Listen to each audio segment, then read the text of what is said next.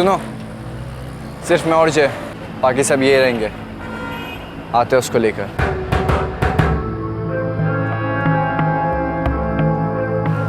चल।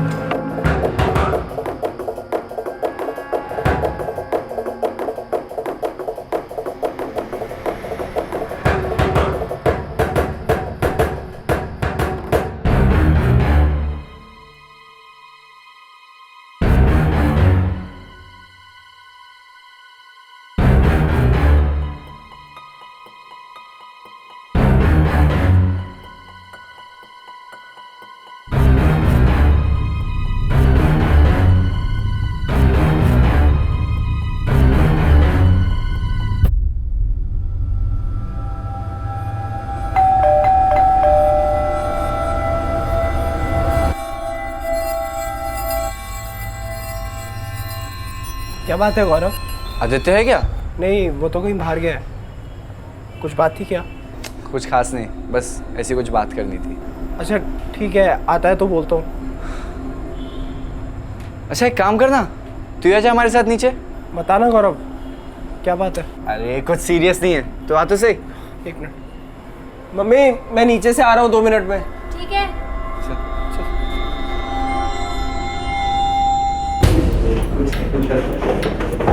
बताना यार, बात क्या है? कुछ नहीं यार। यार आदित्य से कुछ हुआ है क्या? अरे कुछ नहीं, चल। यार बताना, आदित्य ने कुछ किया है? और ये सब क्यों आए हैं यहाँ? तो चल हमारे साथ रहो। नहीं बताना यार कुछ। अरे आना यार।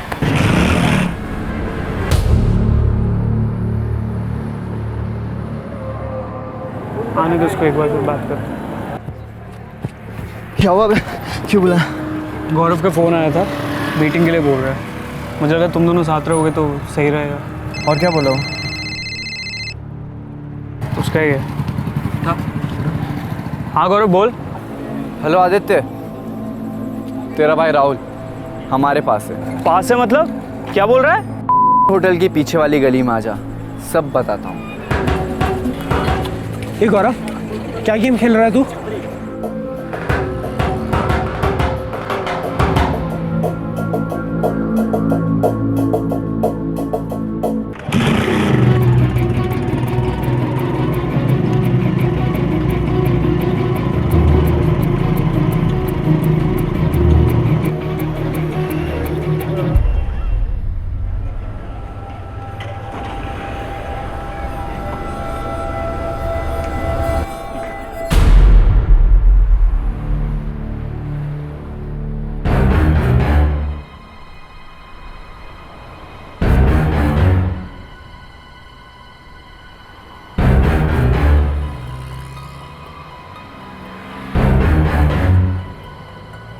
कब से सोच रहा था, हिसाब बराबर करना है।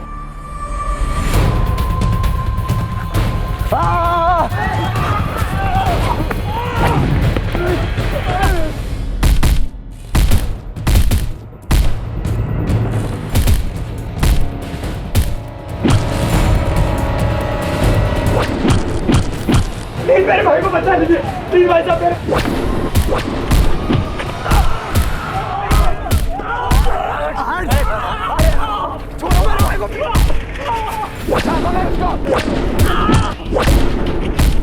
मेरे भाई को छोड़ दे, प्लीज बचा लीजिए मेरे भाई को, प्लीज पुलिस को बुला लीजिए, प्लीज। देखिए मेरे भाई को मार डालीजिए भाई साहब, प्लीज।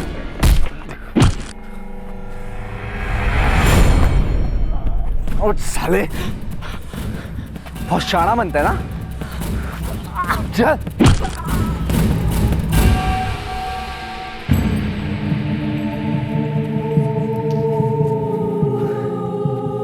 चल चल, कट ले यहाँ से। आदि आदि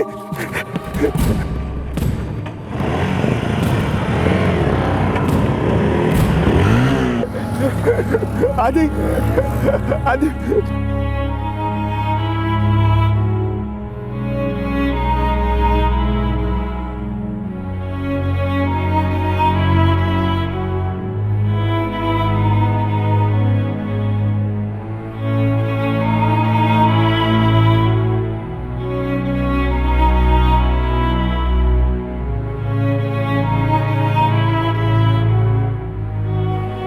13 अप्रैल 2012 मुंबई के अंधेरी ईस्ट इलाके की एक सड़क पर 16 वर्षीय आदित्य की हत्या हुई। हत्यारे उसके हम उम्र थे। इस मर्डर के चश्मदीद गवाह थे आदित्य का बड़ा भाई राहुल, उस सड़क के दुकानदार और राह चलने वाले आम मुंबईकर।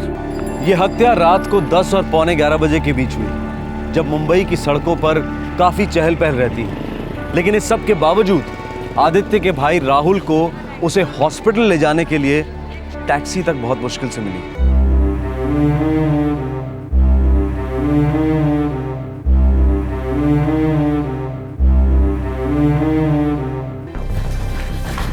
आदित्य, राहुल, बेटा ये क्या हो रहा है तुम्हें? आदि कहाँ है? आदि का सर फट गया। डॉक्टर क्या हुआ? मेरा बेटा कैसा है? आई एम सॉरी, हम आपके बेटे को नहीं बचा पाए। पुलिस को बुलाना होगा। जो है आदित्य को कितने अच्छे से जानता था? दोनों एक ही ट्यूशन क्लास में जाते थे। कौन सी class? Success coaching class sir, यही माँ काली में।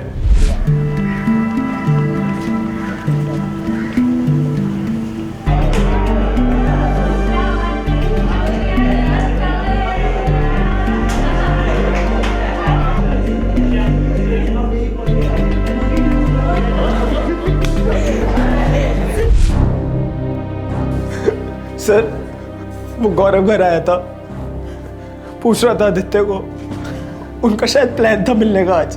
और वो आदित्य के दोस्त नदीम और कृष्णा? वो सर आदित्य के साथ ही आए थे। लेकिन आदित्य का साथ नहीं दिया, दोनों भाग गए। हाँ सर, जैसे गौरव और उसके दोस्तों ने अटैक किया, दोनों भाग गए सर। गौरव का एड्रेस पता है? गौरव का एड्रेस नहीं पता, लेकिन हाँ नदीम और कृष्णा को जरूर पता हो। बॉडी को पोस्टमार्टम के लिए भेज दो और ये नदीम और कृष्णा को थाने ले आओ। Okay sir. नदीम और कृष्णा का एड्रेस तो पता होगा? हाँ सर, उनका पता है।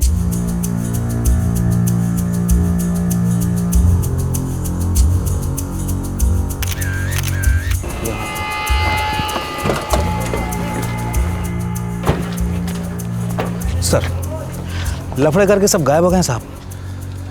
गायकवाड़ इलाके का नक्शा बनवा। साहब वो पंचनामा? भाई और दो स्टेटमेंट देगा तो बहुत बड़ी बात होगी। भरी सड़क पर मर्डर होता है, 2 सेकंड के अंदर सारे शटर डाउन करके दुकानदार निकल जाते हैं। फिर बोलने में क्या जाता है? पुलिस रास्ते पे नहीं रहती, पुलिस अपना काम नहीं करती। चलो करो काम। Yes sir.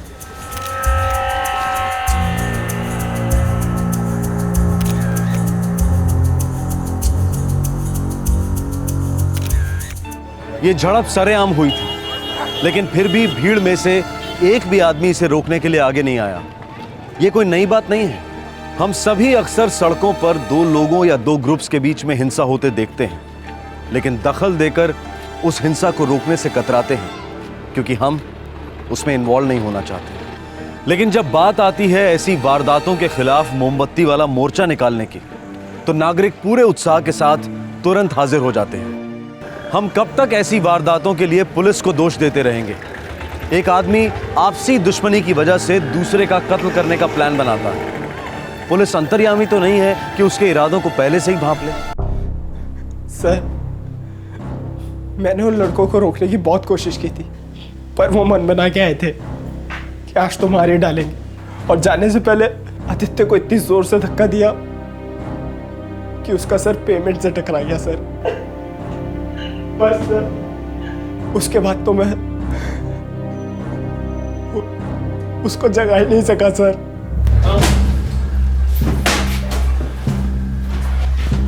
इनमें नदीम कौन है, कृष्णा कौन है? सर मैं नदीम हूँ। और तो कृष्णा, तुम लोग को पता है तुम्हारा दोस्त आदित्य मर चुका है? मेरे को गौरव चाहिए, जल्दी बोलो किधर मिलेगा। और ये लफड़ा क्या है? सर आज मेरा बर्थडे है, तो हम लोग मेरे घर पे सेलिब्रेट कर रहे थे। फिर कृष्णा और आदित्य अपने अपने घर को चले गए और अचानक थोड़ी देर बाद आदित्य का मेरे पास कॉल आया।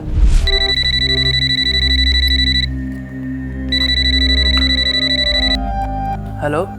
हाँ नदीम, गौरव का फ़ोन आया था। किस बारे में? कॉम्प्रो करना चाहता है, मिलने के लिए बोल रहा है। लेकिन कॉम्प्रो तो हो गया था ना यार। वही तो मेरे को समझ नहीं आ रहा, साला मिलना क्यों चाहता है। मेरे को तो गोची लग रही है। अच्छा सुनना, तू भी चलेगा के साथ में? हाँ हाँ, साथ में चलेंगे। तो एक काम करना, कृष्णा को भी कॉल मार, उसको भी लेते हुए चलते। फिर आदित्य और मैंने कृष्णा को पिक किया सर। तभी गौरव का फिर से फोन आया। हाँ गौरव बोल। तेरा भाई राहुल हमारे पास है। इस टाइम वो बोला आदित्य के भाई राहुल को उठा लिया है। आदित्य टेंशन में आ गया था सर। गौरव और आदित्य के बीच में क्या टेंशन था? इसको लेकर कॉम्प्रो हुआ था, माने मांडोली हुई थी। उस रात को सड़क पर इन दो गुटों के बीच में जो फसाद हुआ, उसकी जड़ एक मामूली सी अनबन दिखाई दे रही थी। लेकिन ऐसी मामूली अनबन को इस तरह का अंजाम देना, यह हमारी आज की युवा पीढ़ी की एक बहुत बड़ी समस्या बन गई है। ये तो नहीं बराबर है, हो जाता है। हे श्रेया, हाय। कहाँ थी कल पूरा दिन? कितना वेट किया मैंने। एक्चुअली डैड कल घर पे जल्दी आ गए थे और कुछ मेहमान भी, तो रुकना पड़ गया। तो बता देती, फ़ोन कर देती, टेक्स्ट कर देती।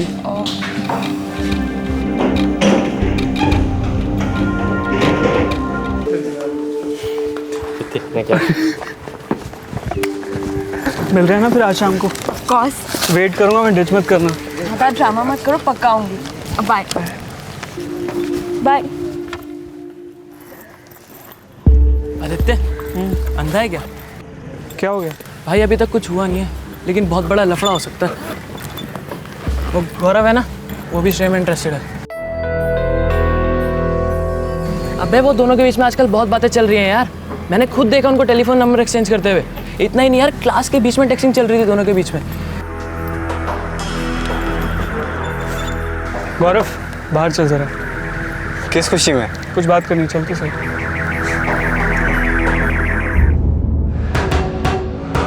अबे ओ, श्रेया क्या तेरी प्राइवेट प्रॉपर्टी है जो मुझसे बात भी नहीं कर सकता? श्रेया मेरे ग्रुप की लड़की है। थी, तेरे ग्रुप में थी, अब वो मेरे ग्रुप में। देख यार गौरव, तू उससे दूर रह, समझ गया? आदित्य देख, अपनी ना तो फ्रेंडशिप और ना कोई लफड़ा है, फिर भी मैं तेरी हेल्प कर रहा हूँ। क्या मतलब? मतलब ये कि श्रेया एक टाइम पास आइटम है यार, सीरियस मत हो उसको लेके। भड़का मत तू मेरे को। श्रेया बहुत डिसेंट लड़की है। डिसेंट? तो ये देख, तेरी डिसेंट लड़की ने कितना डिसेंट एसएमएस भेजा है मुझे। देख, श्रेया और मैं BBM पर है। टोपी लगा रहा है तू मेरे को? मैं क्यों तुझे टोपी लगाऊंगा? मैं तो तेरे आंखों पे से बंधी हुई पट्टी हटा रहा हूं। ये देख।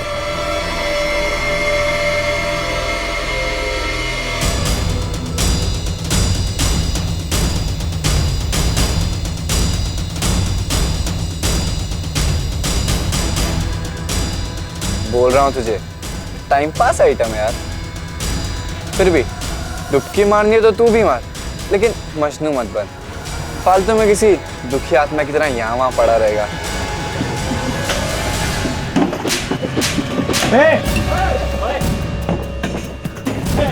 क्या चल रहा है सब? हाँ चलो बंद करो, चलो देखो जो करना है बाहर जाके करो, सब बाहर चलो, बाहर चलो, बाहर चलो, बाहर चलो, चलो बाहर।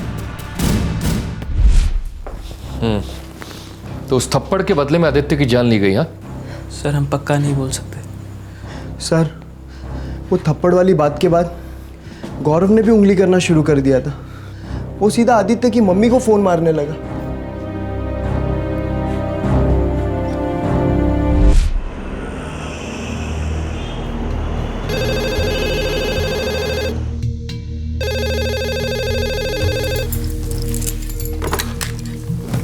हेलो। आंटी, मैं आदित्य का दोस्त बोल रहा हूँ। हाँ बेटा, क्या नाम है तुम्हारा? मेरे नाम की छोड़िए और अपने फैमिली के नाम की चिंता कीजिए। ये क्या बोल रहे हो तुम? आपका बेटा full on out of line चला गया है। 24 घंटे लड़कियों के पीछे घूमता रहता है। और लड़कियां भी ऐसी ना आंटी कि आप देख लोगी तो उल्टी कर दोगी। देखो कौन हो तुम, चाहते क्या हो? मुझे आप अपना एक वेल विशर समझिए और अपने बेटे को तरीके से रहना सिखाइए। समझाइए उसे कि लड़कियों का पागलपन भूल जाए। अगर आप भी बैठ के तमाशा देखते रहे ना आंटी, तो एक दिन पूरी फैमिली सर्कस बन जाएगी और फिर पछताने से भी कुछ नहीं होगा, कुछ नहीं। हेलो सुनो, हेलो। अब देखो कि आदित्य का क्या होता है। सही है बहुत। मेरा आदित्य लड़कियों के पीछे भागता है? नहीं।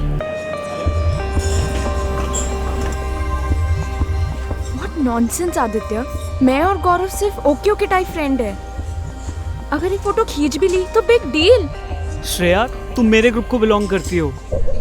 मैं किसी को बिलोंग नहीं करती। पर श्रेया, तुम और मैं सिर्फ अच्छे फ्रेंड्स है। Only good friends, that's it. Oh okay, only good friends. और तुम और गौरव, तुम दोनों क्या हो? तुम उसे नॉनवेज मैसेज करती हो ना? दिस इज टू मच यार। जासूसी की भी कोई हद होती है। मैंने उसे सिर्फ फनी मैसेजेस भेजे थे। ओके फाइन, अगर मैंने उसे अडल्ट मैसेजेस भेजे भी तो व्हाट? आई मीन हम लोग अडल्ट्स हैं, कोई दूध पीते बच्चे नहीं, ऑलराइट? देखो यार, जो हुआ सो हुआ, नॉट एनी मोर, समझी तुम? तुम उसके साथ कोई कांटेक्ट नहीं रखोगी, हाय भी नहीं बोलोगी। You know what Aditya, just go and take a walk. ऐसी धमकियां मैं अपने डैड की भी टॉलरेट नहीं करती, सो जस्ट चिल।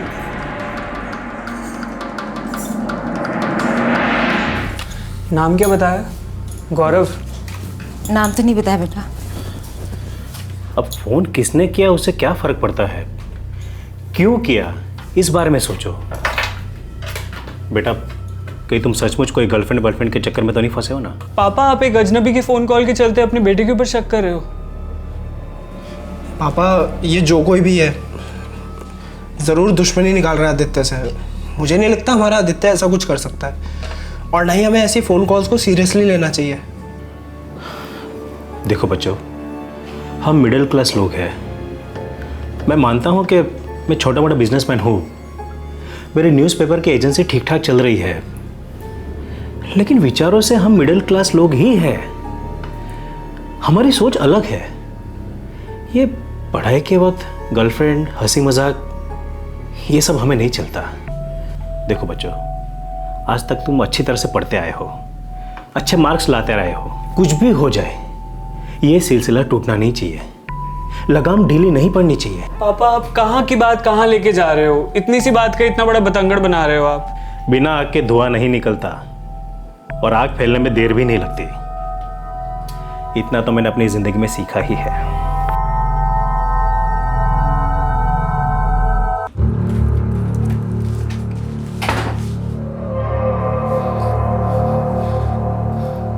ये आग पक्का उस गौरव की लगाई हुई है भैया।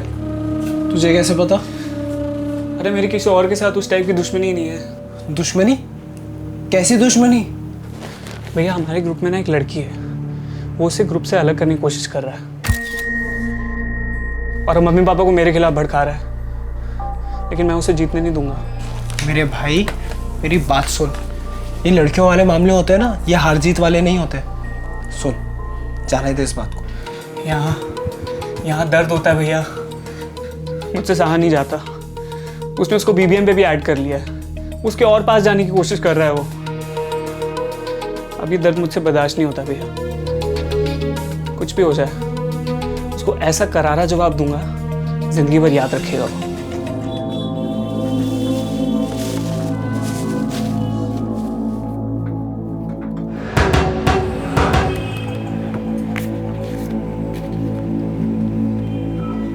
क्या हुआ गौरव, ये थोपड़ा कहाँ को लटका रखा है? क्या नहीं बाबा। अरे बाप हूँ तेरा, और तुझे अपना दोस्त भी मानता हूँ। मेरे को नहीं बताएगा तो किसको बताएगा? बोल क्या हुआ?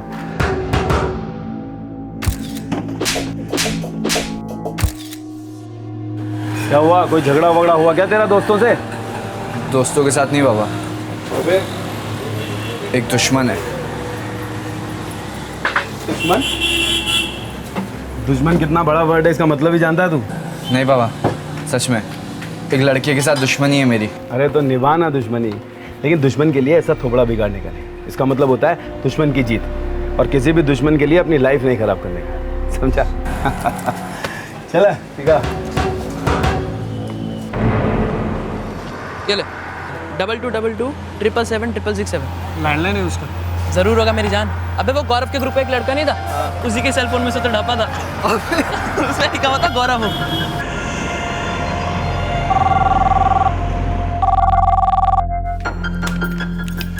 हेलो, आप गौरव की मम्मी हैं? जी हाँ, आप कौन बोल रहे हैं? मैं कौन हूँ उसे आप गोली मारो। पहले आप पहचान लो कि आपका गौरव कौन है, क्या बनने वाला है। क्या बकवास कर रहे हो तुम? बकवास तो आपका बेटा कर रहा है आंटी। साला इतना बड़ा लौंडियाबाज है, कितनी लड़कियों को छेड़ता है और फिर पिटता भी है। देख लो कल को किसी को प्रेग्नेंट कर देगा, जिम्मेदारी आपके सर होगी। बस करो तुम। वही तो मैं बोल रहा हूँ कि उसको बोलो कि बस करे, नहीं तो सारी जिंदगी आप सर पीट पीट के रहोगे। हेलो हेलो, ईंट का जवाब पत्थर से, पल्ला रीलोडेड। ईंट का जवाब पत्थर से, और फिर उस पत्थर का जवाब किससे? ये जवाबों का सिलसिला विनाश की निशानी है। लेकिन कुमार अवस्था, टीनेज में जब गर्म खून के अंदर एड्रेनालाइन उधम मचाता है, तब ये ईंटबाजी और पत्थरबाजी बहुत हीरोइक लगती है। लेकिन इस बहादुरी के पीछे की मूर्खता किसी को दिखाई नहीं देती। और फिर ये टेक्नोलॉजी आग में तेल का काम करती है। SMS, MMS, social networking. Technology के ये आधुनिक नमूने वरदान है या श्राप? क्या रोजमर्रा की जिंदगी की सादगी को ये कुचल रहे हैं? हर एजुकेशनल इंस्टीट्यूट बुलंद आवाज में अपनी वैल्यूज और विजन की पब्लिसिटी करता है। हर कोचिंग क्लास इम्तिहानों के दौरान टॉप मार्क्स दिलवाने का वादा करती है।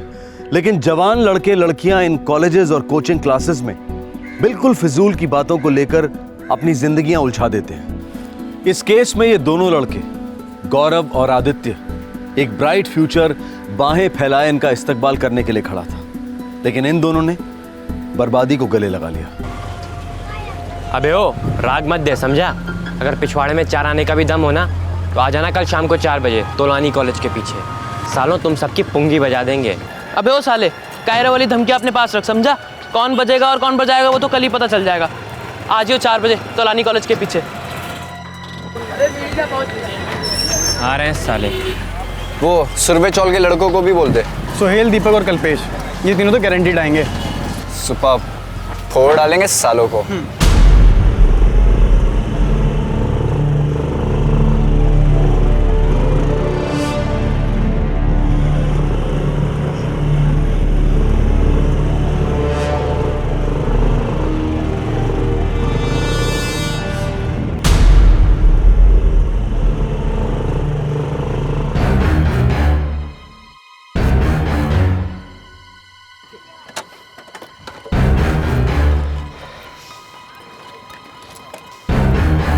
क्या वे साले, मेरे पीठ पीछे मेरी मम्मी को उल्टा सीधा बोलता है। शुरू किसने किया था साले?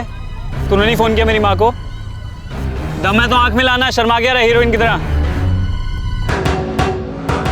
देख, फुल एंड फाइनल वार्निंग दे रहा हूँ तुझे, भूल जा श्रेया को। और भी लड़कियां क्लास में। तो मैं भी तो ये बोल रहा हूँ, भूल जा श्रेया को, और भी लड़कियां क्लास में। गौरव, आदित्य, क्या यार हम एक लड़की के लिए काय को इतनी माथाफोड़ी कर रहे हैं? कल वो तुम दोनों को ठेंगा दिखा के गई तो क्या कर लोगे तुम दोनों यार?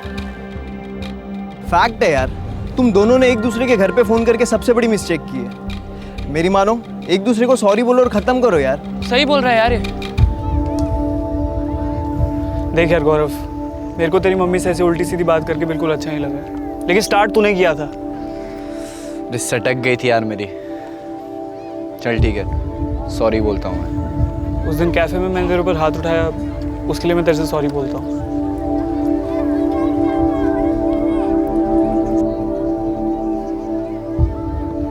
हाथ मिलाना।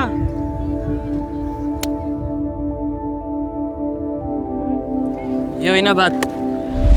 जब सब कुछ सेटल हो गया था तो गौरव और उसके दोस्तों ने आदित्य पर हमला क्यों किया? उसे क्यों मार डाला? सर वो तो हमें भी मालूम नहीं है। हमें बस इतना मालूम है कि उसके कनेक्शंस बहुत थे। सुरवे चौल वाले सारे लड़के उसको जानते थे, उसके साथ भी थे। हम लोग को उन लोग से पंगा नहीं लेना था, उन लोग बहुत डेंजरस है, इसलिए हमने आदित्य का कॉम्प्रो करवाया था। पर गौरव ने अपना फैसला क्यों बदला, क्यों अटैक किया, हम लोग को कुछ नहीं पता सर। गौरव को मालूम होगा, पक्का मालूम होगा।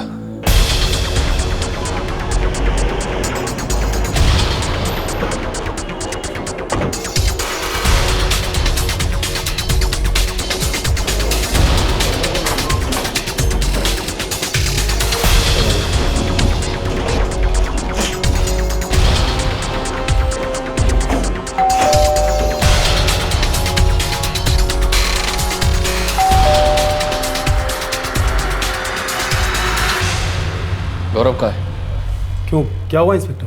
गौरव कहाँ है? वो अपने कमरे में सो रहा है। क्या बात क्या हो गई? बहुत सो लिया, अब जागने का वक्त आ गया। बताओ कहाँ है? लेकिन इंस्पेक्टर ये तो बताइए, गौरव ने किया क्या? गौरव ने अपने क्लासमेट आदित्य का मर्डर किया है।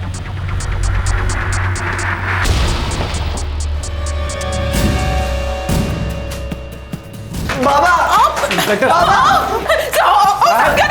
साहब, सर आप ऐसे कैसे ले आ सकते हैं मेरे बेटे को? ठीक है, आप भी चलिए, आपके सामने पूछताछ होगी। बाकी के लड़के कहाँ मिलेंगे तू बताएगा। बाबा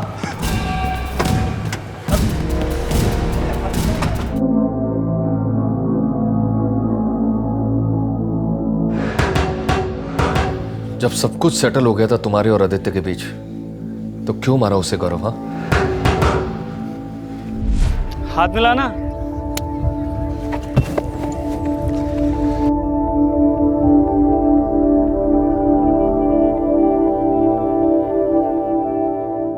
चल गौरव, तूने सच में मिट्टी डाल दी क्या?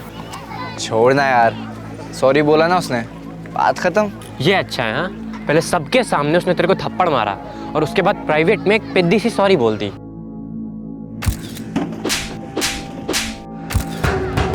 कहना क्या चाहता है तू?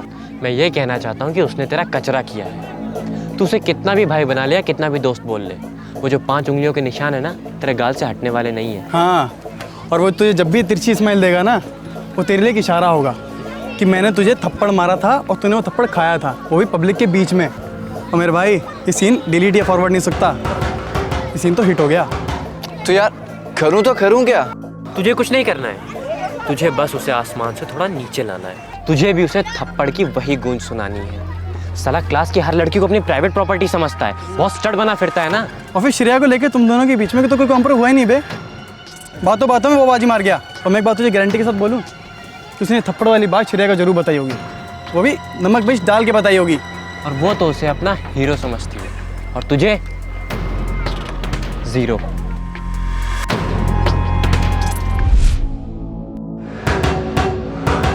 बस मुझे उसकी रूखी सूखी सॉरी पसंद नहीं थी, तड़पाना चाहता था उसे, ईंट का जवाब पत्थर से देना चाहता था।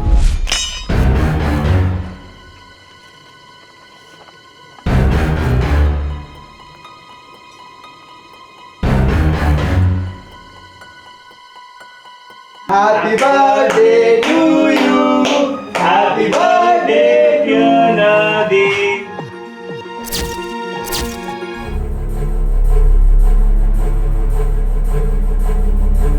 अबे ओ, जल्दी कर। गौरव, बात तो सिर्फ एक थप्पड़ की हुई थी ना, तो फिर ये हॉकी और सरिये वरिये किस लिए? ईंट का जवाब पत्थर से, थप्पड़ का जवाब डंडे से। देख गौरव, सोच ले, रिस्क है, अगर कुछ भी उल्टा सीधा हो गया ना तो वाट लग जाएगी। तुम लोग काहे के लिए टेंशन ले रहे हो यार? अबे यार, कुछ केस वेस हो गया तो? एक मिनट।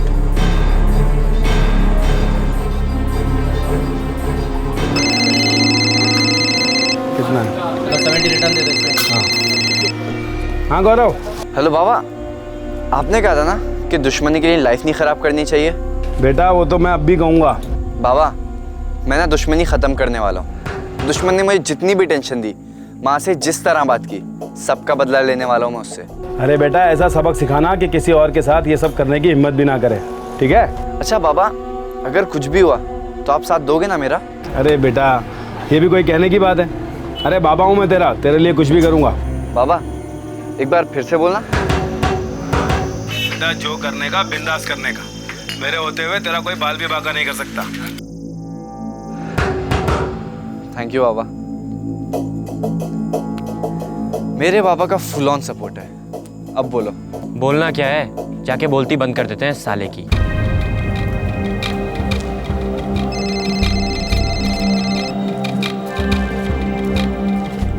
हाँ गौरव बोल।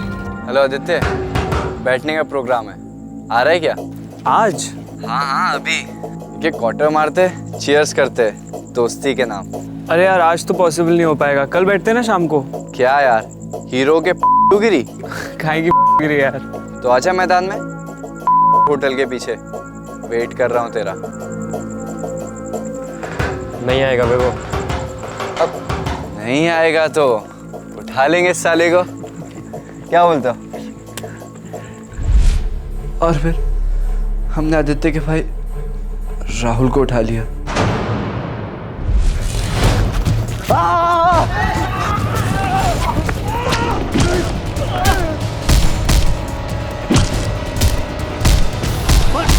प्लीज बचा लीजिए मेरे भाई को, प्लीज। और साले चल।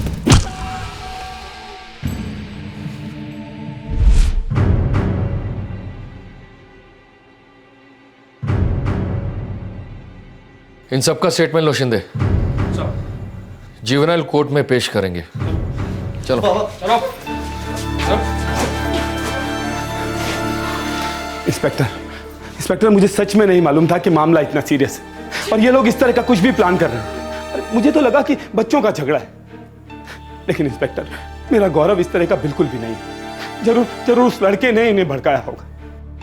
इंस्पेक्टर, ये भी हो सकता है कि उसका खून किसी और ने किया हो और ये लोग मेरे बेटे पर इल्जाम लगा रहे हैं। जी हाँ। नहीं सर, नहीं। मैं था वहां पर, मैं गौरव से भीख मांगता रहा कि प्लीज आदित्य को छोड़ दो, पर गौरव और उसके दोस्तों ने आदित्य को तब तक नहीं छोड़ा सर, जब तक वो मर नहीं गया। मर नहीं गया सर।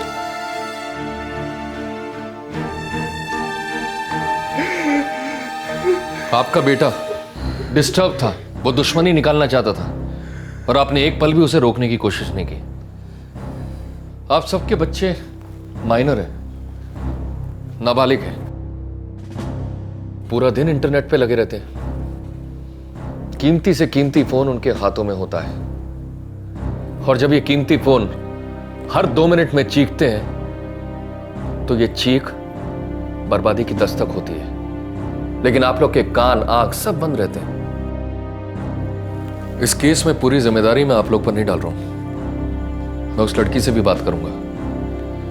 हम इस केस की तहकीकात कर रहे हैं, लेकिन एक बात का दुख होता है, एक जवान लड़का इतनी एनर्जी से भरा ऐसे मारा जाता है।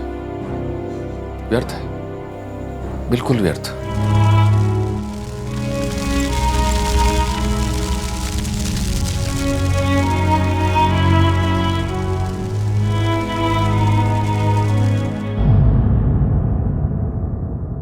सॉरी सर, मैं इन सब में बिल्कुल इन्वॉल्व नहीं थी। मुझे तो पता भी नहीं था कि बात यहाँ तक पहुँच जाएगी। पता था तो उन दोनों से सारे रिलेशंस तोड़ देती सर। मुझे तुम्हारे फोन की जरूरत पड़ेगी श्रेया। तुम तीनों के बीच में जो भी मैसेजिंग हुई है उसकी सारी डिटेल्स मुझे चाहिए। Sure sir. ठीक है, आप लोग जा सकते हो, जरूरत पड़ी तो मैं फिर बुलाता हूँ। Thank you.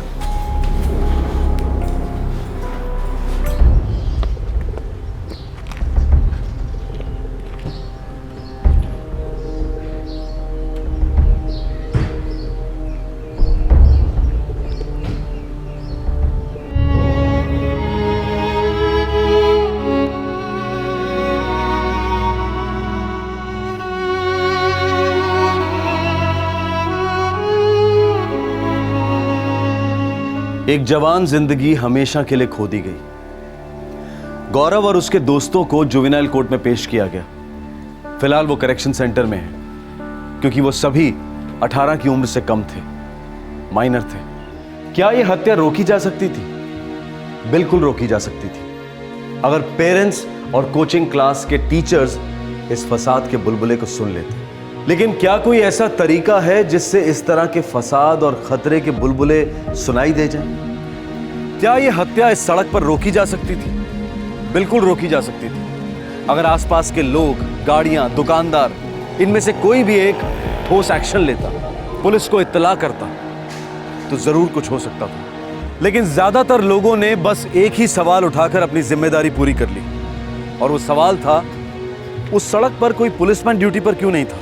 दोनों लड़के पढ़ी लिखी सभ्य मिडिल क्लास फैमिली को बिलोंग करते थे। झगड़ा हुआ था एक लड़की के फोन मैसेज को लेकर। लेकिन क्या यह केस ईव टीजिंग का था, या फिर यह झगड़ा दो टीनेज लड़कों के बीच एक लड़की का अटेंशन पाने के लिए हुआ था, या फिर वो लड़की बिल्कुल इनोसेंट थी और उसे जबरदस्ती सब में घसीटा गया था। सारे सवालों के बाद एक ही बात बार बार जहन में आती है कि जो हुआ वो बिल्कुल नहीं होना चाहिए था। ये भटके हुए जज्बात, ये भटका हुआ गुस्सा और भटकी हुई वन-अपमैनशिप, बहुत बड़ी कीमत वसूल की इसने। हमारे आज के एपिसोड की दूसरी कहानी।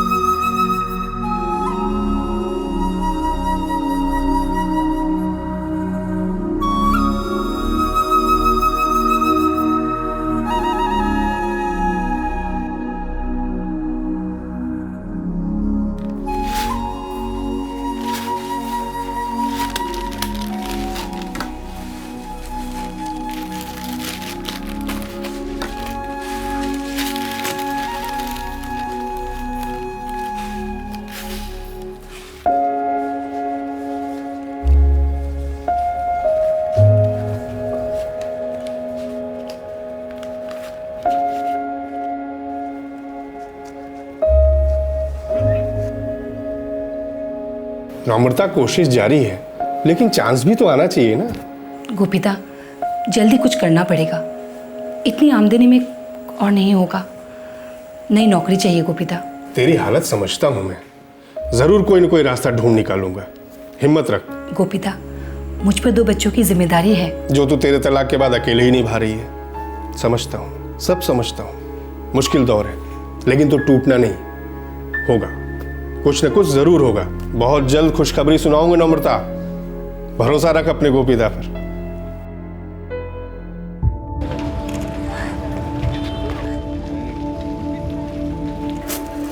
अच्छा, पाव किलो डाल देना।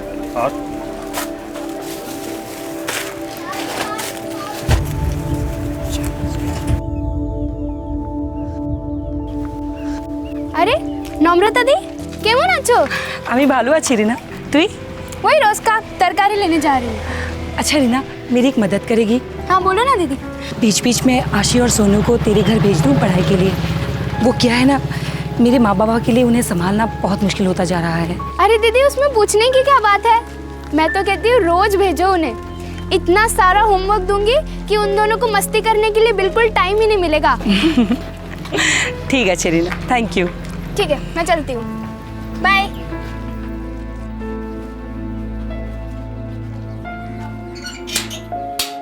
ये क्या रोहन, ये डाल डाल डाल डाल। अरे अरे अरे अरे, मेरी आशी और सोनू बेटा क्या कर रहा है?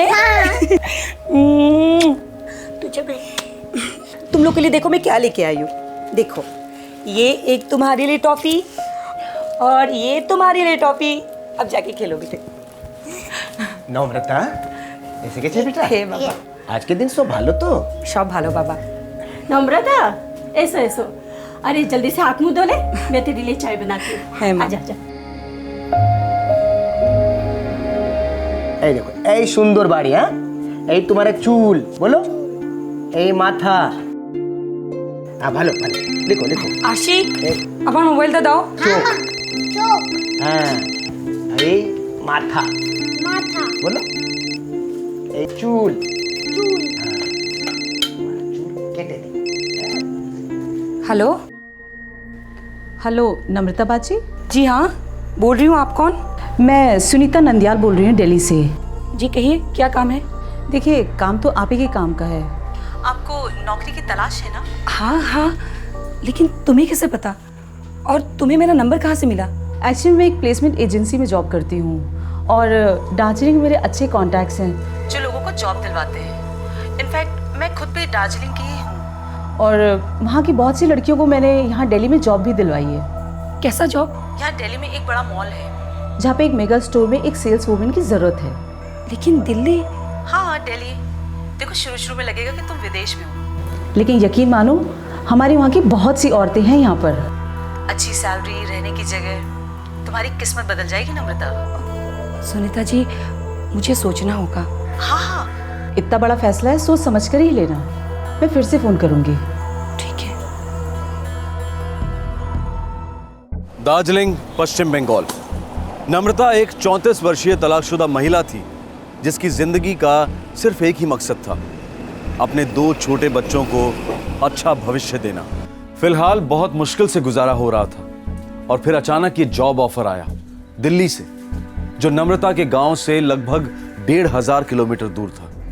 एक ऐसा ऑफर जो नम्रता की जिंदगी की सूरत हाल बदल सकता था। लेकिन क्या नम्रता बागची के दरवाजे पर बेहतर जिंदगी ने दस्तक दी थी या फिर सीरियस खतरे ने?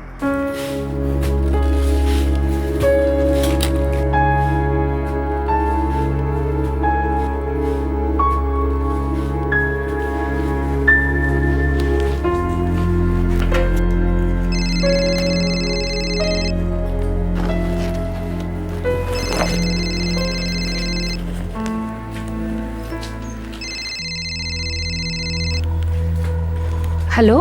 तो नम्रता बाजी, क्या सोचा है आपने जॉब ऑफर के बारे में? वो सुनीता जी, मैंने सोच लिया है, मैं कर लूँगी।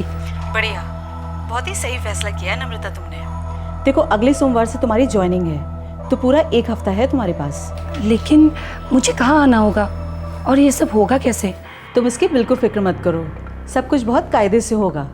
देखो, आज 16 मार्च है और 19 मार्च को तुम्हें दार्जिलिंग बस स्टैंड पहुँच जाना है और वहीं से मेरा लोकल रिप्रेजेंटेटिव तुम्हें पिक करके सिलीगुड़ी छोड़ देगा और वहीं से हमारी कंपनी का दूसरा रिप्रेजेंटेटिव वाया कोलकाता तुम्हें दिल्ली ले आएगा।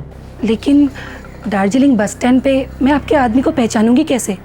उसकी चिंता तुम बिल्कुल मत करो, उन लोगों के पास तुम्हारा नंबर है, वही तुम्हें कॉल करेंगे। भालो, लेकिन वो सुनीता जी, हमारी तनख्वाह के बारे में तो बात हुई नहीं। देखो, तुम अभी नई हो, इसलिए 20,000 से ही शुरुआत करेंगे। 20,000? पूरे साल के सिर्फ 20,000? साल के 20,000 नहीं नम्रता बाजी, महीने के 20,000। ठीक है तुम्हारे लिए? अरे बाबा, महीने के 20,000? हाँ बिल्कुल ठीक है। भालो, 22 मार्च से तुम्हारी ड्यूटी शुरू हो जाएगी और 19 मार्च को तुम्हारा पिकअप होगा, लेकिन तनख्वाह तुम्हारी 19 मार्च से ही जोड़ी जाएगी। तो सब सेटल ना? हाँ हाँ भालो। अच्छा सुनीता जी, थैंक यू। हाँ तो जल्दी मिलते हैं नम्रता हम लोग, ओके?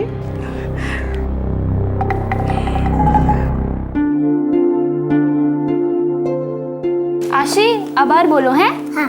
2 एके 2, 2 एके 2, 2 दुगुने 4, 2 दुगने 4, 3 दुगने 6, 3 दुगने 6, 4 दुगने 8, 4 दुगने 8, 5 दुगने 10, 5 दुगने 10। दीना, इन दोनों ने तुम्हें ज्यादा परेशान तो नहीं किया ना?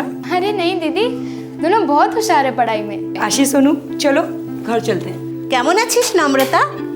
तुम्हारा कामकाज कैसे चल रहा है? आसान नहीं है बौदी, लेकिन माँ दुर्गा की कृपा से बहुत जल्द कुछ अच्छा होने वाला है। जरूर अच्छा होगा।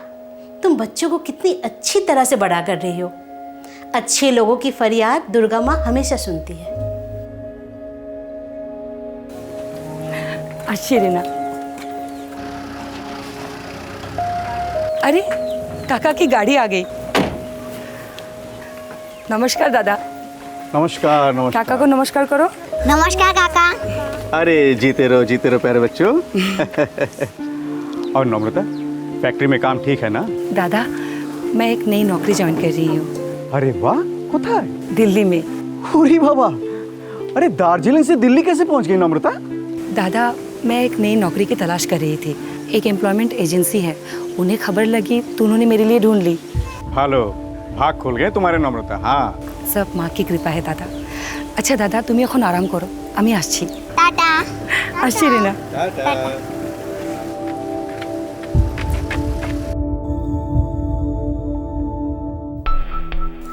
अच्छा है नम्रता, तुम्हारी आमदनी भी अच्छी होगी और दिल्ली में इन दोनों बच्चों का परवरिश भी तुम अच्छी तरह कर पाओगी।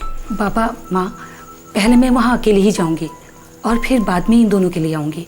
काश तेरा तलाक नहीं हुआ होता ना, तो ये दिन देखने नहीं पड़ते। माँ, जो हुआ उसे बदला तो नहीं जा सकता, लेकिन जो है और आगे जो होगा उसे मैं बदलने की कोशिश तो कर ही सकती हूँ ना।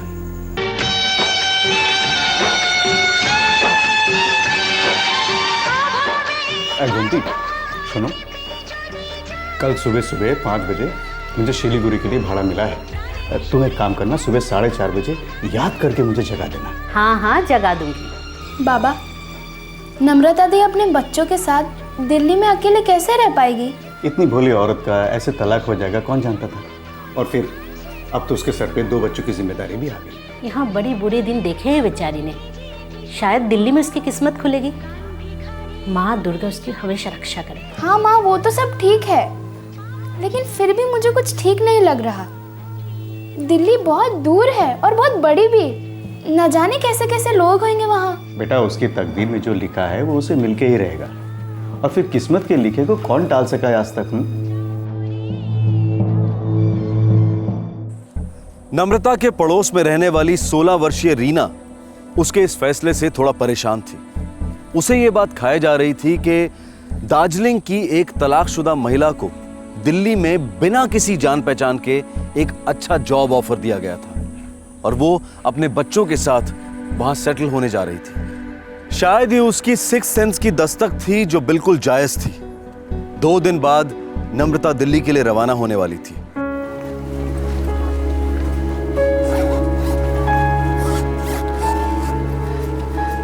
दादा ईटा डाउन।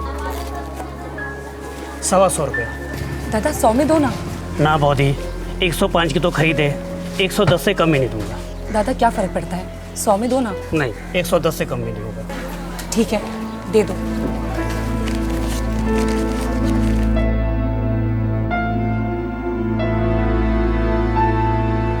नम्रता दीदी, नम्रता दीदी। अरे रीना तुई?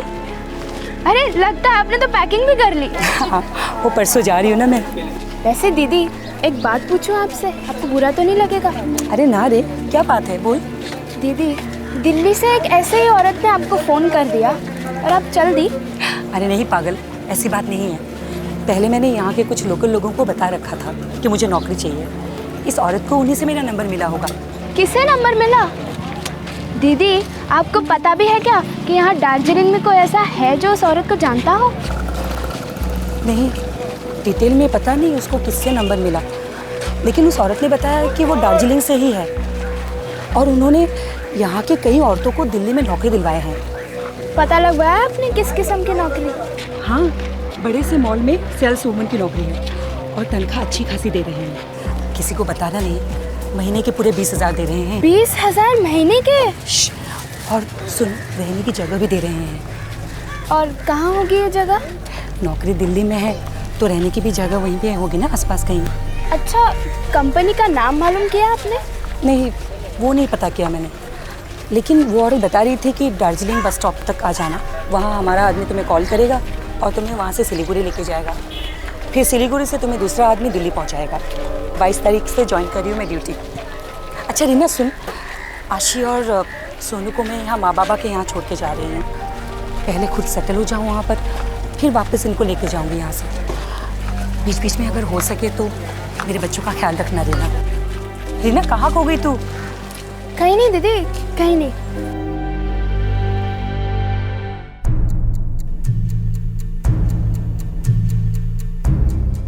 तो अगर कोई आपके सपने को थाली में परोस कर देता है तो उस फरिश्ते के चेहरे के पीछे एक खतरनाक चेहरा भी हो सकता है और आप उसके जाल में फंस सकते हैं। इसीलिए हमेशा संभल के।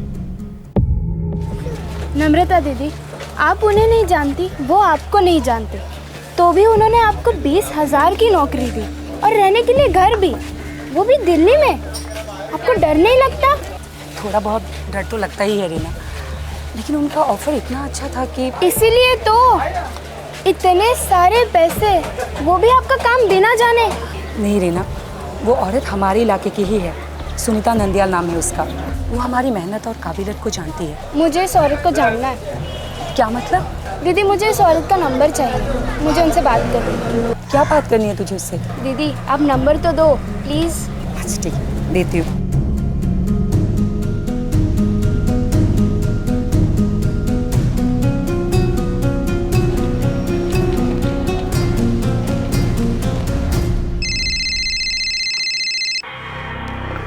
हेलो।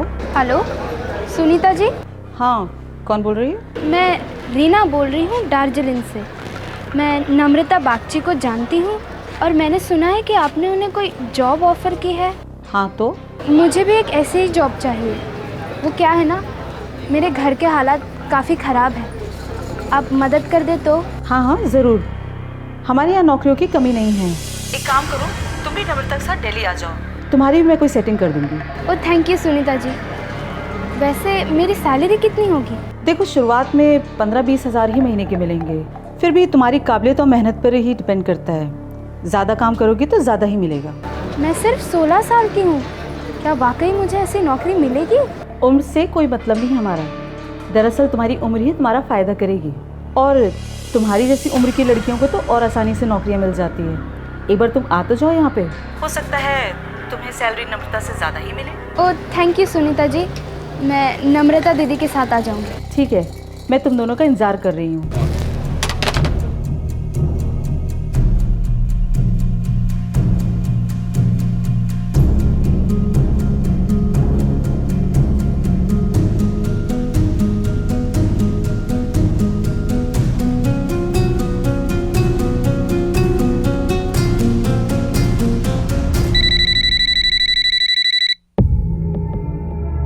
हेलो हेलो निर्मल सर, मैं रीना बोल रही हूँ दार्जिलिंग गवर्नमेंट स्कूल से। रीना? अच्छा, हाँ रीना, बोलो क्या बात है? सर मुझे एक हेल्प चाहिए। हाँ बताओ, कैसी हेल्प? सर मेरे एक नेबर है, मुझे लग रहा है कि उन्हें किसी जॉब रैकेट में फंसाया जा रहा है। ओके, और तुम्हें ये कैसे पता चला? बस सर अंदर से लग रहा है उसके साथ कुछ ज़रूर गलत होने जा रहा है। देखो रीना, फिलहाल तो मैं गैंगटॉक आया हूँ किसी काम से। मैं आज शाम को ही दार्जिलिंग वापस लौटूंगा, और अगर तुम्हें सच में लगता है कि कोई गड़बड़ है तो तुम दार्जिलिंग के एसपी साहब के पास चली जाओ। आई एम श्योर वो तुम्हारी मदद करेंगे। Thank you sir.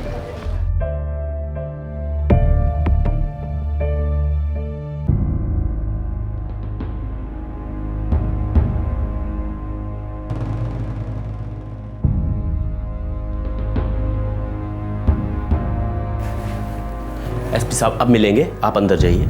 जी कौन सी क्लास में पढ़ती हो Reena? Sir class 11th Darjeeling government girls school में। तुमने ये कैसे तय कर लिया कि तुम्हारी पड़ोसन नम्रता के साथ कुछ गलत होने जा रहा है? सर जो दीदी को जॉब ऑफर दी गई थी वो एबनॉर्मल है, अजीब है। मतलब बिना किसी जान पहचान के इतनी बड़ी तनख्वाह, कुछ तो गड़बड़ होगी ना सर। समझ सकता हूँ, लेकिन तुम इन सब बातों की जानकारी कैसे रखती हो? सर हमें ये सब बातें हमारे स्कूल में सिखाई गई है।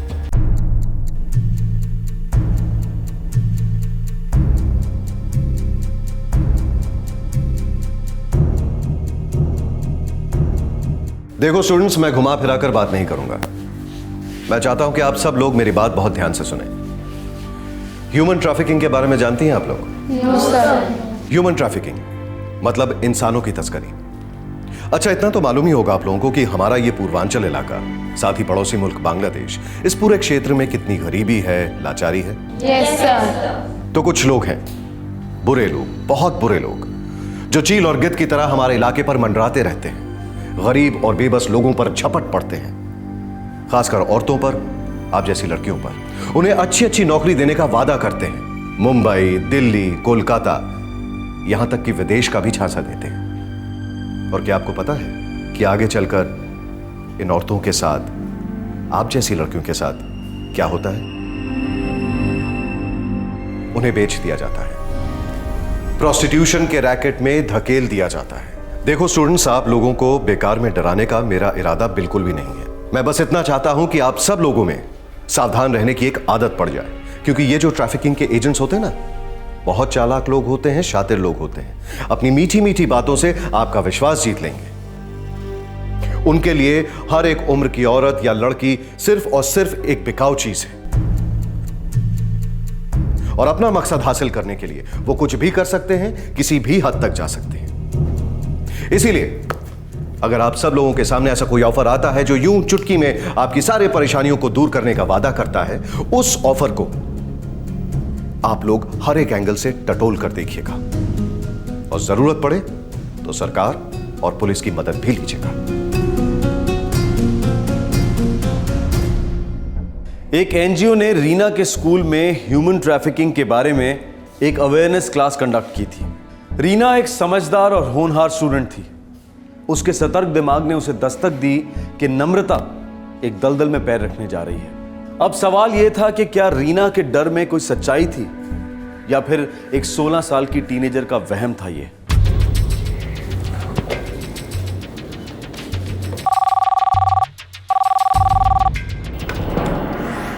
आई मधु गर्ग, क्राइम ब्रांच। मधु, मैं एसपी राजन बोल रहा हूँ। Yes sir. एक केस है, सेंसिटिव है।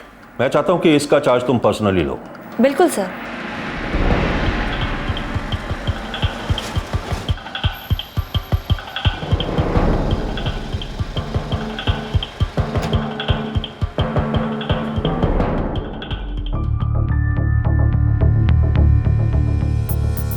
नम्रता, रीना बच्ची नहीं है।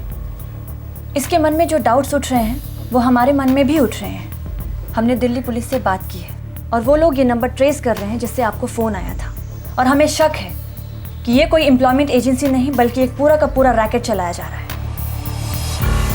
ठीक है मैडम, मैं दिल्ली नहीं जाऊंगी। नहीं, तुम दिल्ली जाओगी। क्या मतलब मैडम? आप बोल रही है रैकेट है और आप ही मुझे उस तरफ भेज रही है। नम्रता, तुम अकेली नहीं जाओगी। तुम्हारे जरिए हम इस पूरे के पूरे रैकेट की कमर तोड़ देंगे। तुम्हें हमारी मदद करनी होगी। तुम नहीं जाओगी तो ये लोग हमारे हाथ में कभी नहीं आएंगे। लेकिन मुझे करना क्या होगा? तुम दोनों प्लान के मुताबिक 19 मार्च की सुबह दार्जिलिंग बस स्टैंड पर पहुंच जाओगी। दिल्ली की सुनीता नाडियाल के रिप्रेजेंटेटिव तुम्हें वहां एक्सपेक्ट कर रहे होंगे। ये आदमी हमारे मुताबिक इस रैकेट की पहली कड़ी होंगे। मैडम जी, आपका काम सही है, लेकिन हमारी बच्ची और नम्रता, इन दोनों को आप खतरे में क्यों डाल रही हैं? आपकी बेटी रीना और नम्रता अब हमारी जिम्मेदारी है। हमारे आदमी सादे कपड़ों में हमेशा इनके साथ मौजूद रहेंगे और उन एजेंट्स को धर लेंगे। लेकिन मैडम, मुझे बहुत डर लग रहा है। आप मेरी रीना को तो इन सब से बाहर ही रखिए। अरे ये तो भी बच्ची है। हमारे पास इसके अलावा और कोई दूसरा रास्ता नहीं है। शुभंदा, नम्रता, इस बात की मैं गारंटी लेता हूँ। मैं हमेशा इन लोगों के साथ रहूंगा। रीना और नम्रता पर कोई आंच नहीं आएगी दादा, मैं वादा करता हूँ। बाबा, मैं जाऊंगी। नम्रता दीदी को भी साथ ले जाऊंगी। अगर उनका सच में कोई रैकेट है तो उन्हें पकड़ना भी जरूरी है ना बाबा। इससे हमारे इलाके की कई दूसरी लड़कियों की जिंदगी बर्बाद होने से बच सकती है। वेरी गुड रीना, शाबाश, तुम बहुत बहादुर लड़की हो।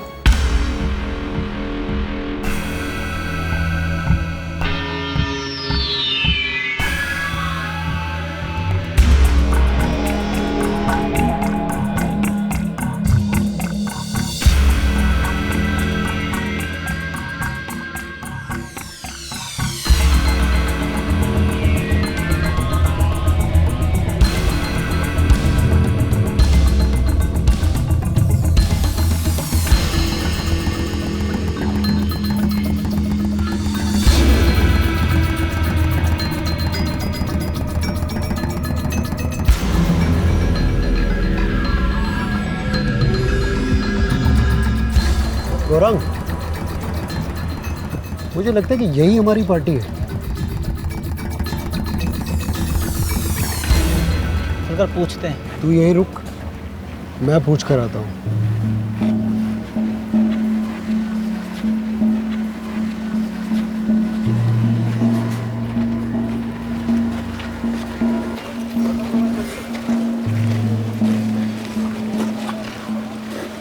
नमस्कार, क्या आप भी दिल्ली जा रही हैं? हाँ दादा, आप कौन? जी मैं आपका सेवक। मैं आपको सिलीगुड़ी के दार्जिलिंग चौक तक लेकर जाऊंगा। आइए।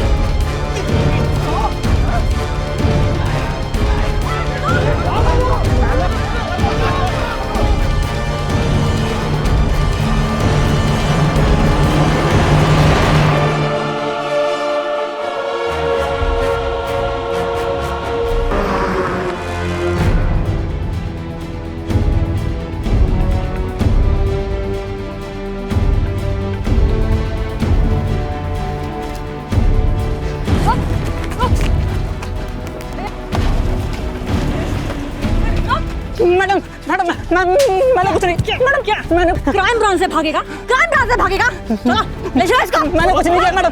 कसम से मैडम, हमारा काम सिर्फ इन दोनों को सिलीगुड़ी के दार्जिलिंग चौक तक पहुंचाना था मैडम। वहाँ इनका आदमी इनकी डिलीवरी लेने आने वाला था मैडम। कौन आदमी? किसके आदमी? जानी ना मैडम, जानी ना, हर बार अलग अलग आते थे, हमें तो ये भी नहीं पता दिल्ली से इन्हें किसने फोन किया। चलो फोन निकालो अपना, स्विच ऑफ करो इसको। Yes ma'am. और डालो इनको अंदर और इन दोनों को अच्छी तरह से कुछ देर के लिए स्विच ऑफ कर दो। ले लो। ये दोनों आदमी हमारा पहला पायदान है। अगला पायदान हमें सिलीगुड़ी के दार्जिलिंग चौक पर ही मिलेगा। हमें जैसे भी हो उन तक पहुंचना पड़ेगा मैम। हम उन तक पहुंचेंगे। निर्मल, ये ह्यूमन ट्रैफिकिंग के रैकेट्स एक रिले रेस की तरह होते हैं। हर खिलाड़ी अपने आप से ही दौड़ते हैं और दूसरा खिलाड़ी उसके आने का इंतजार करता है। लेकिन मैम, हम सिलीगुड़ी वालों तक पहुंचेंगे कैसे? दिल्ली की सुनीता नंदयाल तुम्हारे हर एक मोमेंट्स को ट्रैक कर रही होगी। जैसे ही तुम उसके रडार एरिया पर नजर नहीं आओगी, वो खुद ब खुद तुम्हें फोन करेगी।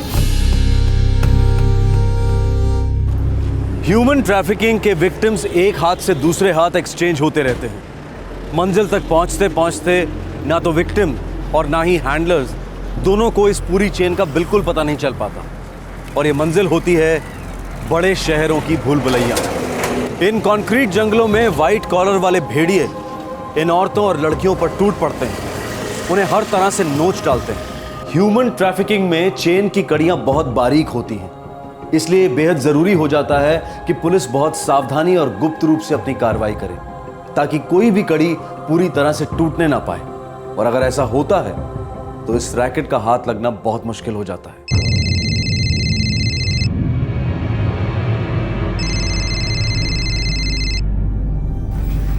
कॉल लो नम्रता और फोन को स्पीकर पर डालो। उनसे कहो कि दार्जिलिंग बस स्टैंड पे तुम्हें कोई लेने के लिए नहीं आया था।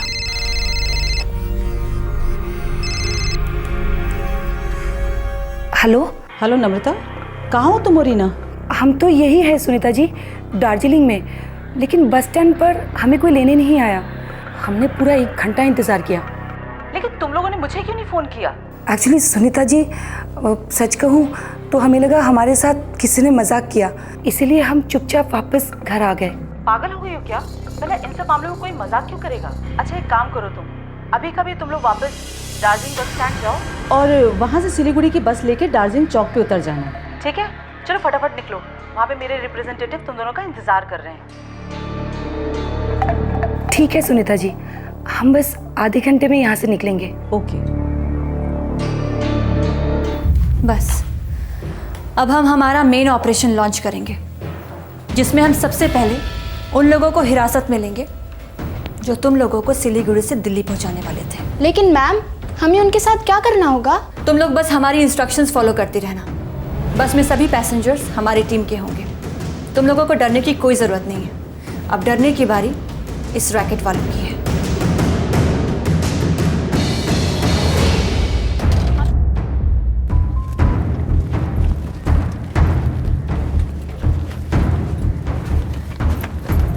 चलो ड्राइवर।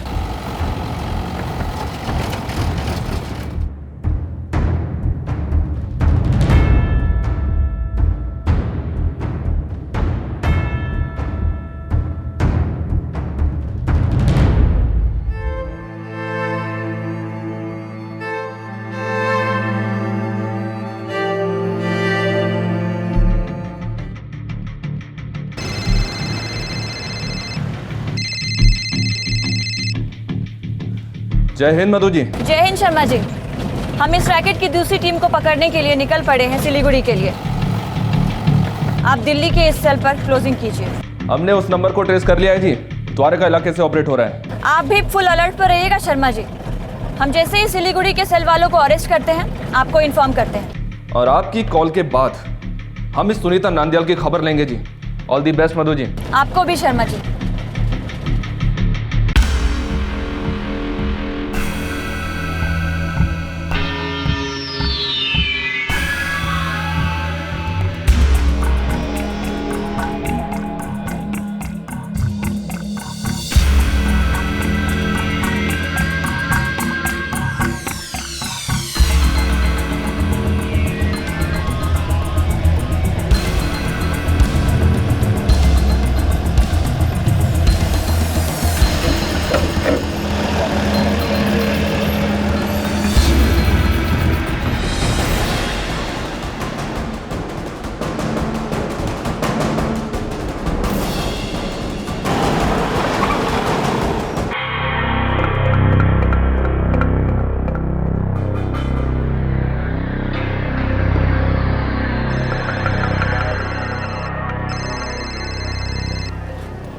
जी मैडम। देखो वो दोनों पहुंच ही रहे होंगे। उनसे बात किए हुए करीबन 1-1.5 घंटा हो गया है। मैडम आप टेंशन मत लीजिए, हम हर बस को स्कैन कर रहे हैं, हम उन दोनों को पहचान लेंगे। देखना उसमें से एक औरत होगी 30-35 साल की और एक लड़की है 16 साल की। जी मैडम। और सुनो, अब से मेरा कांटेक्ट बंद हो रहा है, मुझे कोई फ़ोन मत करना और उन दोनों को मैं दिल्ली से पिक करवा लूँगी। ठीक है मैडम।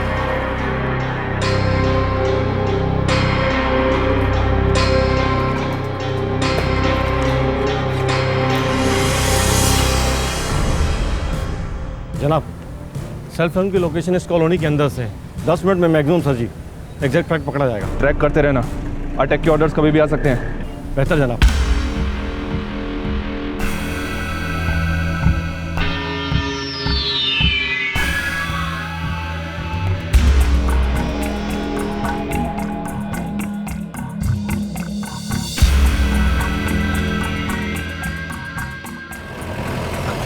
देखिए, दार्जिलिंग चौक आने ही वाला है। रीना, नम्रता, आप दोनों आराम से जाकर चौक पर खड़ी हो जाइएगा, जैसे कि आप लोग वहाँ किसी का इंतज़ार कर रहे हैं, और हम लोग वहाँ पर चारों तरफ फैल जाएंगे। ठीक है? ठीक है। ठीक है मैडम। ड्राइवर, हमारे उतरते ही आप गाड़ी लेकर आगे निकल जाएंगे और ठीक 15 मिनट के बाद वापस लौट आना।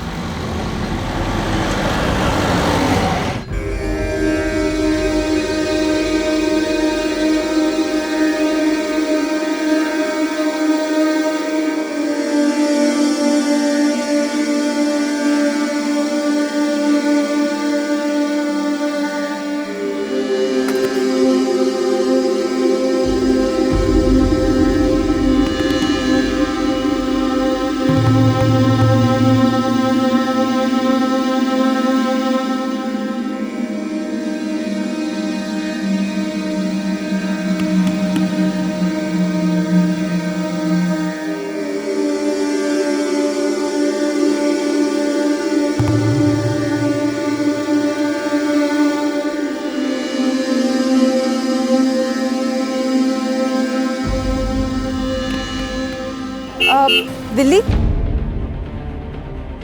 हाँ जी, दिल्ली। सेल्स वुमेन की नौकरी? हाँ, सेल्स वुमेन की नौकरी। अच्छा अच्छा।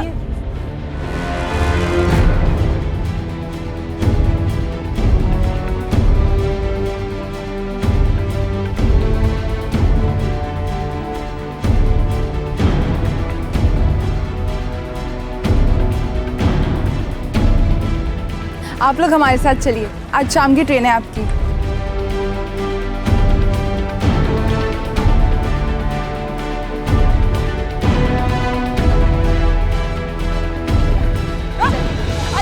अरे कौन है आप? क्या कर रहे हैं? कौन है सब लोग? कौन है? अरे क्या कर रहे हैं आप लोग?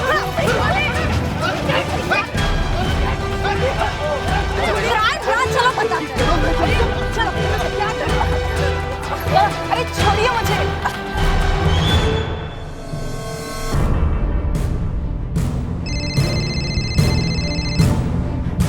हाँ मधु जी, हाँ फ्लैट ट्रेस हो चुका है। दूसरी कड़ी हमारी कस्टडी में आ गई है, आप सुनीता को धर लीजिए। जी बहुत अच्छा, धावा बोलने का टाइम आ गया है।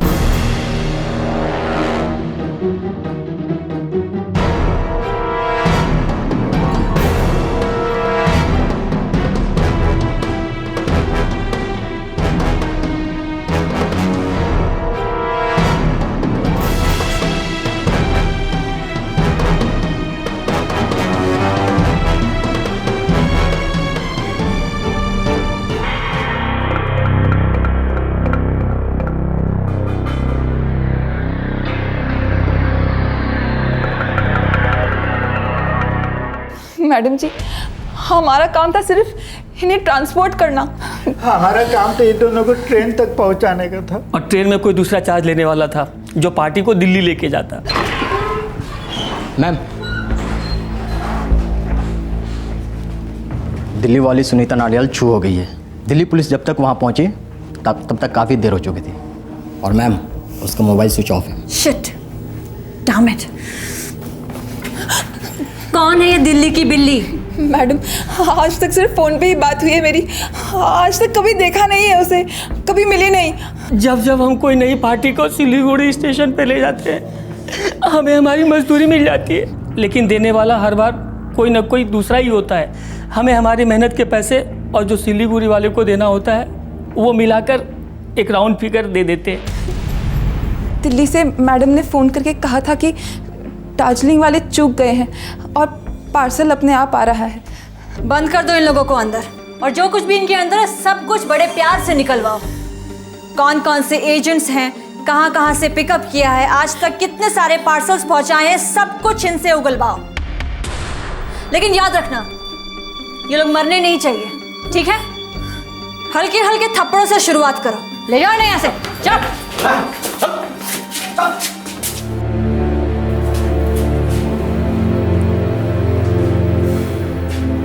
नम्रता, रीना, तुम दोनों का सफ़र अब यहीं ख़त्म होता है।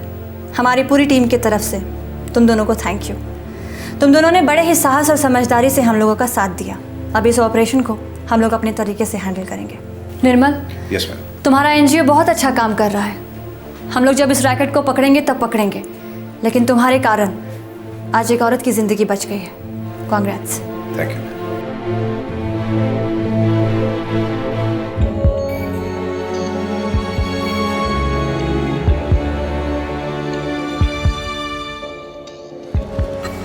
চলো আমি আসছি দিদি। रीना, थैंक यू, तुमने मुझे बचा लिया। अगर आज अकेली मैं दिल्ली चली गई होती तो पता नहीं कहाँ पहुँच गई होती। दीदी, मजबूरी में ऐसे जाल में फंसना बड़ा आसान होता है ना।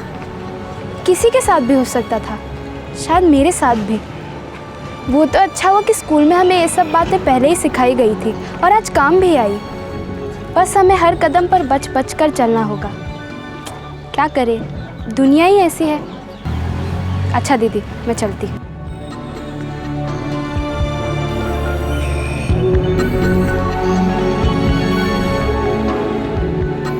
रीना की बहादुरी के लिए दार्जिलिंग पुलिस ने उसे पुरस्कार देकर सम्मानित किया और एक संगीन जुर्म को रोकने के लिए क्राइम पेट्रोल दस्तक इस टीनेजर बहादुर लड़की को सलाम करता है। साथ ही क्राइम पेट्रोल उस एनजीओ को भी सैल्यूट करता है जो पूरे जोश के साथ ह्यूमन ट्रैफिकिंग के बारे में जानकारी फैला रहा है, जिसकी वजह से रीना ने इस केस में मदद की।